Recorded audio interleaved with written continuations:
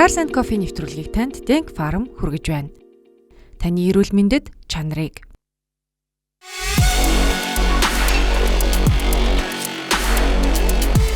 CARS&COFFEE нэвтрүүлгийг танд Bavaria Motors хүргэж байна. Хорон бүрд мэдрэмж.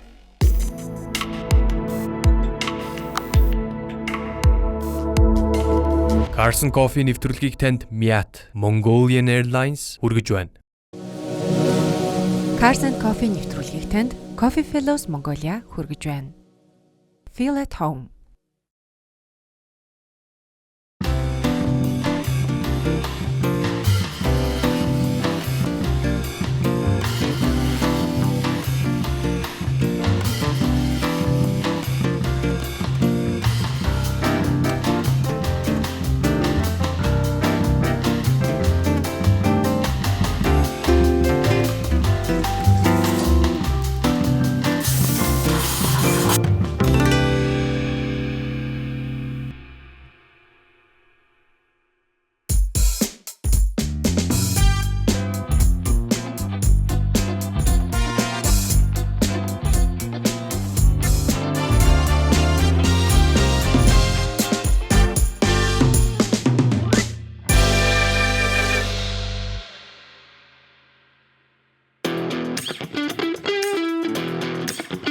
Германы тансаг зэрэглэлийн автомашин үйлдвэрлэлийн компани болох BMW брэнд нь 1916 онд үүсгэн байгуулагдсан бөгөөд 1928 онд анхны автомашин болох X загварыг худалдаанд гаргажээ.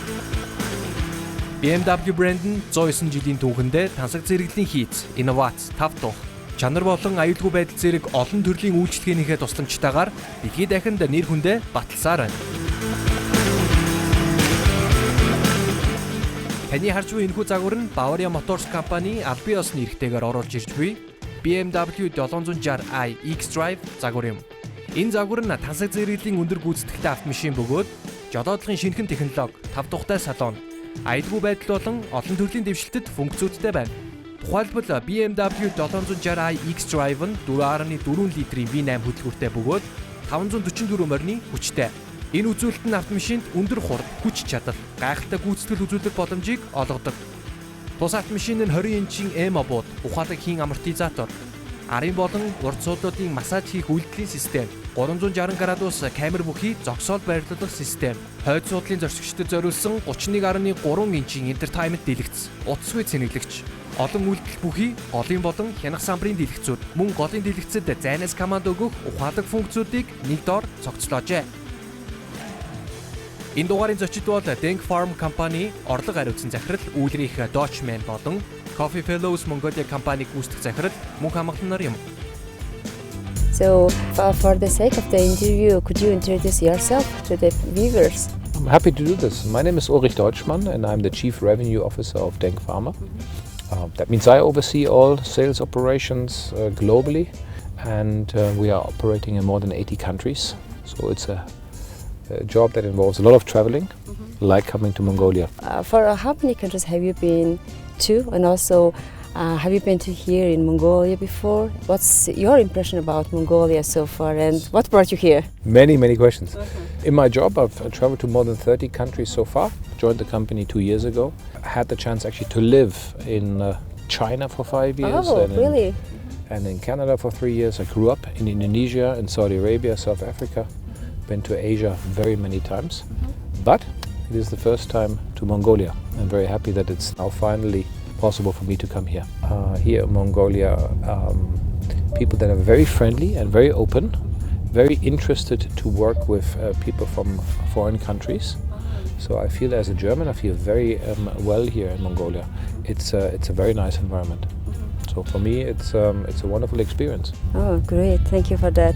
And what brought you here? What's connection to Mongolia? Yeah, our company has been doing business in Mongolia for more than 25 years now. We produce our drugs in Germany and we export them here to Mongolia.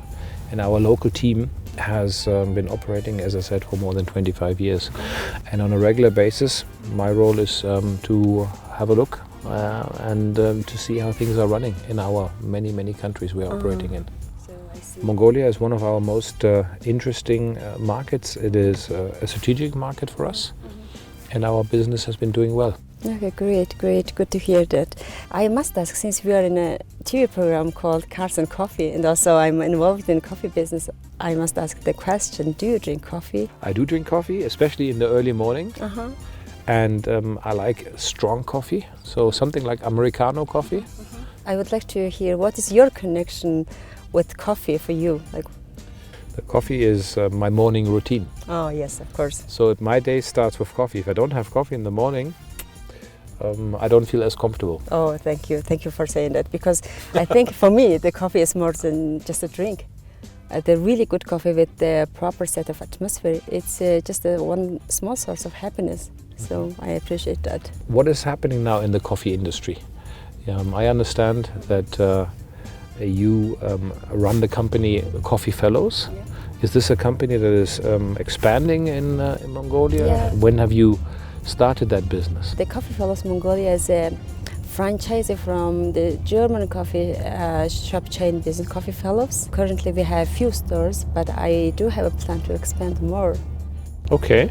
What is special about the coffee that you offer? I should say this is the best taste you could taste in Mongolia. I see you're very proud of it. Yes, I am very Okay. proud because there is a history. I was on a business trip in Munich. There was a hotel near Marienplatz. Okay, that's in the city center, yeah. That's in the city center, yes. I had a chance to visit one of Coffee Fellowes stores during that time, and it was like a first sight love. The first time I was like, oh really, that's fantastic taste. And then I thought I should bring that coffee taste to Mongolia, and here I am. Okay. And is this company operating in many parts of Asia, Coffee Fellowes, or is it? How did it come that they were interested in setting up business with you here in Mongolia? That's a good question. I think they are mainly focused on the European market, and I spent quite a time and energy to bring that European coffee shop chain business in Mongolia. Coffee Fellowes has stores in Japan and Mongolia for the Asia. Okay. So, Wow. That's impressive. Just regarding the question related to the business in global, what do you think about the global business climate has been in this year comparing to previous years? Okay. My impression is that predictability has gone down. That means the new American administration is driving a lot of change, new developments coming, which we can't predict today. We have to build a company structure that is very agile and can react to changes quickly. No? You can have less access to a market, import tariffs can go up, or export rules and regulations may change. So that means these kind of things can happen overnight and quickly. You have to be able to in an agile way, adapt to that. Your people have to be, from a mindset point of view, ready to take changes and to deal with change quickly. Of course, yeah. Thank you for the information. Also, I'd like to know about what makes Mongolia unique in terms of doing business. Interesting factor, obviously, that is geography. The country is far away, just in the middle of a huge continent of Asia, and it is not as interconnected as maybe other countries in Southeast Asia or in East Asia. So that means geography plays an important role. For example, we produce our drugs in Germany, and getting them physically into Mongolia is taking a lot of time. It takes more time than getting them to other parts of the world. So that's something you have to deal with. I think secondly, the fascinating part is that it is a huge country. It is partially concentrated to roughly 50% of the population in Ulaanbaatar, but we still want to reach out to many people outside of the capital city. Now, getting that organized is also difficult because it is such a vast country. But we want to reach with our drugs, we want to reach pharmacies and doctors in the whole country. And in such a big country, that is a challenge. In regard to that, so I would like to know more about what is your thoughts on customs duties and regulations in general? Our drugs need to reach patients, and patients have to pay for this, or you have some kind of insurance system that covers for that. Every import tariff, any barrier to business when it's about shipping costs or costs for importation, costs, duties of all kinds, make it more difficult for patients to afford drugs. Because there's just a cost element that is adding up and adding up. And so our natural interest is to be able to export drugs from Germany, where we produce, to markets without any kind of tariffs and duties. It's not a luxury good. It should be seen as an essential drug, as an essential use. I'm always advocating to have as low taxes, import duties, levies, however you want to call this, as possible. Yes, definitely. I totally agree with you on that. And also I believe that the industrial components customs duties must be lower in order to provide the expansion opportunity to the companies, also for the customers who are going to use it. I think it is relevant to think of drugs as something that people have to have every access to at reasonable costs. Just imagine that you are on a chronic medication. You have a chronic disease, and for the next, let's say, 30 or 40 years, you have to be taking your drug. And that means it is something like an everyday expense. No? It's like foodstuff. I think governments should look after their population in the sense of having lower input barriers, lower costs. Yes, totally for drugs. I think that would benefit the population a lot. All the coffees should be prepared according to the standard, like temperature and water, and everything is written there. Every single country has a different system, and that requires drug manufacturers to also customize their approach to every single country.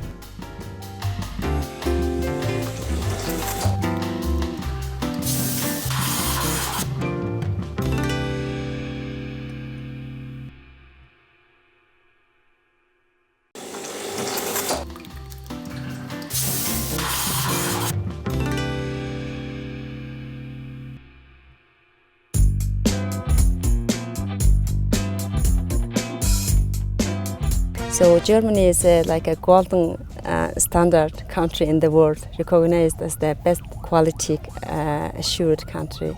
So tell us about German standard, also especially about pharmaceutical part. Our philosophy is that the drugs that we produce in Germany should reach the German patient and should reach patients all around the world. They are the same drugs, so we don't differentiate in the quality. The quality should be at the highest level. We are operating under very strict rules and regulations in Germany. We call this good manufacturing practices. We've got 3 different types of regulation that govern our industry. A local regulator in Bavaria, for example. We've got German, we've got European legislation. This is all very strict, and we adhere to these rules, not only because we have to, but we strongly believe it is the right thing to do. That means quality, means the drug that you get, it's exactly what is on the package. It's the same package, the same drug as always. You can absolutely depend on it. The API, the active pharmaceutical ingredient, is there in the right concentration.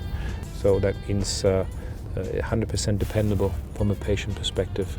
And this is our philosophy. We want to bring this to the world. I have a question regarding the product quality. How does the manufacturer assure that the quality of the product is consistent during the shelf life until the expiration? We export drugs to all kind of climate zones. Yeah. We produce it in Germany in a moderate climate zone. We bring it into areas which are very hot or very humid, very cold, and that means, you can imagine, we have to be very cautious about the last step, the packaging, but also the production process. I think same thing applies to our industry as well. For the coffee business, like all the service standards are really strictly written down on the documents, and also we have to follow the guidelines they provide us. So it's like really German. So you get very specific guidelines? Yeah. For example, in order to have a really good quality coffee, we have to have a really freshly roasted beans imported from Germany. We cannot store like the beans for a year, for example. We have to use the fresh ones. All the coffees should be prepared according to the standard, like temperature and water, and everything is written there. Also the equipment, the machines, the Yeah, coffee of machines, course. where do they come from? Actually, the coffee machine are from Italy. From So Italy, okay. the inside of the coffee machine there is a cooper, for example, to have a better quality water. So it's written there. Here in Mongolia, what is the state of the service industry? How is that developing? We have more knowledge about the service in comparing with the previous years. Franchisors helped a lot because they already have a proven operation system, proven product lines, and also ongoing support from them. So that makes service standard and service quality more sophisticated. What are the specific challenges you are facing? For service business, we have a challenge for the employees, like we have a human resource deficiency overall and also high turnover rate. So in order to address these challenges, we implemented training system and staff benefit system. We try to create a positive work environment. Our people feel really good about the work and less pressured about the customer requests. So that's one of the things I think we are Coffee Fellow's doing is good. So yeah, I am glad that we have really great people in our team.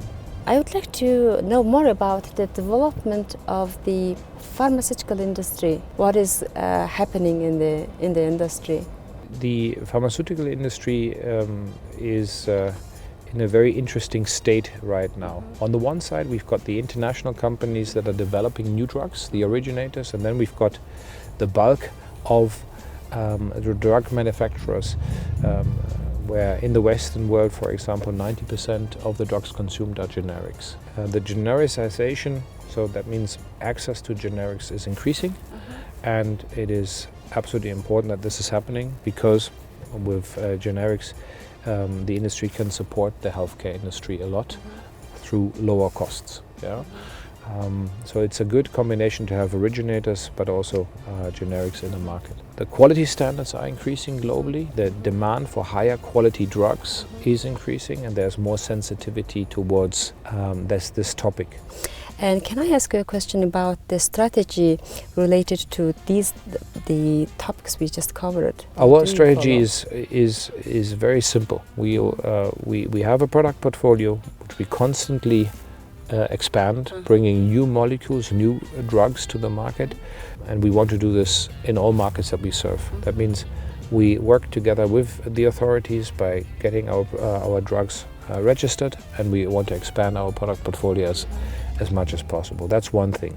And the other part of the strategy is to ensure that in a country, literally, we get our drugs into every single pharmacy, and every single patient should have access to our medication, our drugs. If these two things work, so you constantly bring the latest molecules to the market, plus you ensure that patients actually have access, then we are doing the right thing, and then we're on the right path. Okay. Now, a very clear strategy. So you know that what was the different from the other markets if you see the Mongolian pharmaceutical market? A major difference is always the question, how would patients be able to finance to pay for drugs? And so governments have different approaches to this. There are some countries with very developed healthcare systems where people have healthcare insurance, mandatory healthcare insurance even, and where then these schemes pay at the end of the day for the drugs. And in other markets you have quite the opposite, where everything is out of pocket and where people just have to pay for the drugs just by themselves, like they pay for foodstuff and other personal things. Yeah? So you have a very big difference in the way that this is structured and set up. And in Mongolia we have an insurance system which is probably at the beginning. Yeah? It's in a developmental stage where patients do not have 100% access yet to all drugs, and they are not paid for by a health insurance scheme, but they are paid for by themselves still. So you have a mix right now. No? So every single country has a different system, and that requires drug manufacturers to also customize their approach to every single country.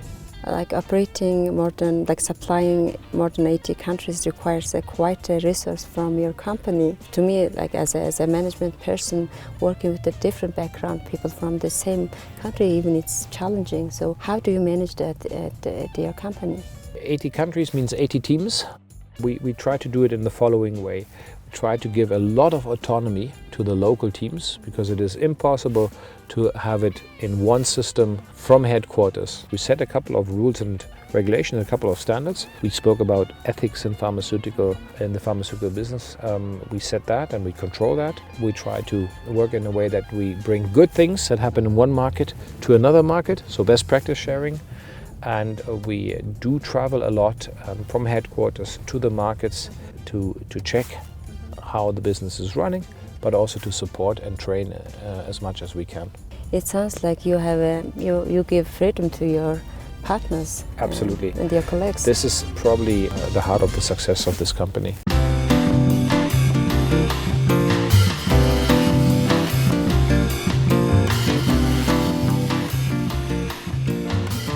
Studying at the school in New York influenced me a lot in terms of the business professional. I have been exposed to business phenomenon. But I think the most effective way actually is to speak face to face, at least in a video call of some sort.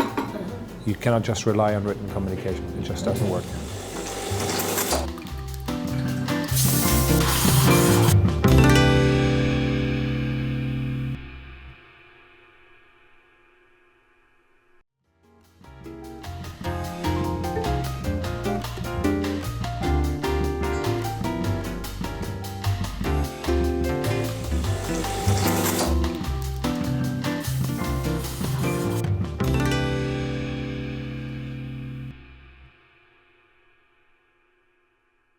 So tell me something about yourself. Where did you grow up and what did you study? I grew up in a western province named Zakhan. How far is it away from Ulaanbaatar? It's like 1,000 kilometers away from here in Ulaanbaatar. Yeah. And when I was in a secondary school, my parents moved to Ulaanbaatar. Since then, I have been living in Ulaanbaatar area. I studied in Mongolia and the US, both. Master of Science degree from New York University and the MBA from Cambridge University. I was lucky to live in the States and I learned from many different cultures. How about you? I grew up in Indonesia and Saudi Arabia and South Africa and finished school in a town in the northern part of Bavaria. I'm a lawyer by training. How about the career journey you had? You worked in multinational companies in the past. Yes, I had the chance to join a chemical company in Munich in Germany. They ran me through their trainee program, which exposed me to business, and that was really cool. I had the chance to live in China as an expat. Mm-hmm. Then joined management consulting, and that was really cool. I worked with two companies, going abroad, living in Hong Kong for 3 years, and thereafter joined a number of different pharmaceutical companies in different functions, from strategic planning and pure strategy development down to sales operations, procurement, various different functions. Today I oversee our business in 80 countries. How did growing up in Saudi Arabia and Indonesia shape you? Hugely enjoyable. Sunshine countries, and I had the chance to be outside all the time. Plus very different cultural environments, and probably that's why I also enjoy my job today so much, which gives me so much exposure to different cultures. It started probably very early in my life. Yes, that sounds exactly right. So enjoy your coffee. Now I'm going to try my coffee, Americano coffee with some milk. Thank you. Please tell, what do you think about the coffee after tasting? What should I be tasting? Should it be tasting exactly the same as in Germany? Of course, exactly the same.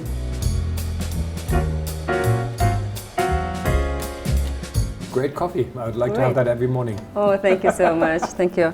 So, may I ask what do you do outside of work?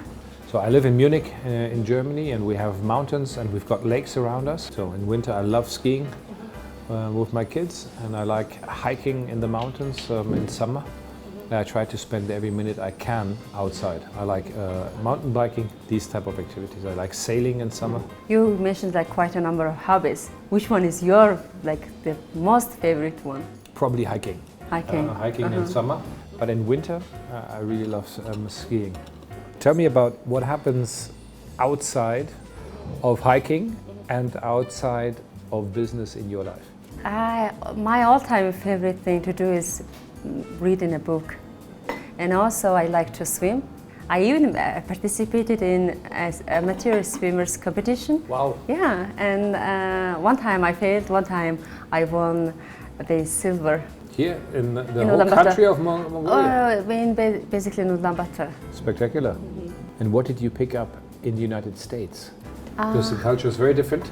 Living in the US, studying at the school in New York, influenced me a lot in terms of the business professional. I have been exposed to business phenomenon. I built a really good friendships with the students from the different countries. For example, I have a very good friend from Germany and Indonesia and China and Italy.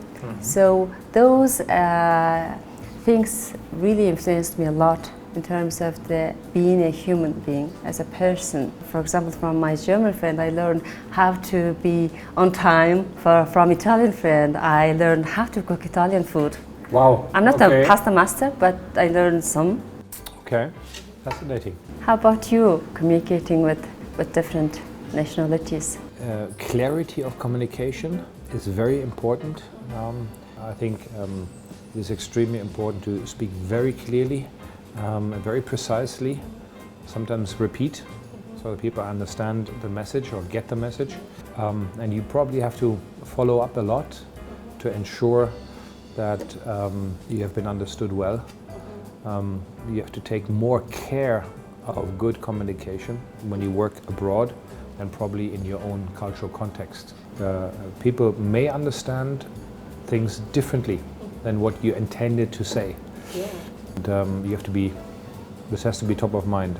So clarity of communication is very important. There's another thing, people tend nowadays to write emails and to have WhatsApps, so at the end of the day, written communication. Yeah? But I think the most effective way actually is to speak face to face, or at least in a video call of some sort. You cannot just rely on written communication, it just doesn't work. I think the personal interaction is the most effective way of communicating, and you have to make the effort. What is your growth plan for as a business professional? I want to become an even better coach. There are so many fantastic sports coaches, for example, out there, able to motivate people from all kinds of different backgrounds and build a strong team. Fascinated about what sports coaches do, and that's something I would like to explore more. Explore more. Uli, thank you very much for your time. It was really nice talking to you, and good luck on your future endeavors. And I hope that we could see each other again. I'm sure we will see each other again here in Mongolia or in Munich. Of course. I wish you a lot of fun developing Coffee Fellow's further and great success with it. Okay, thank you. Thank you.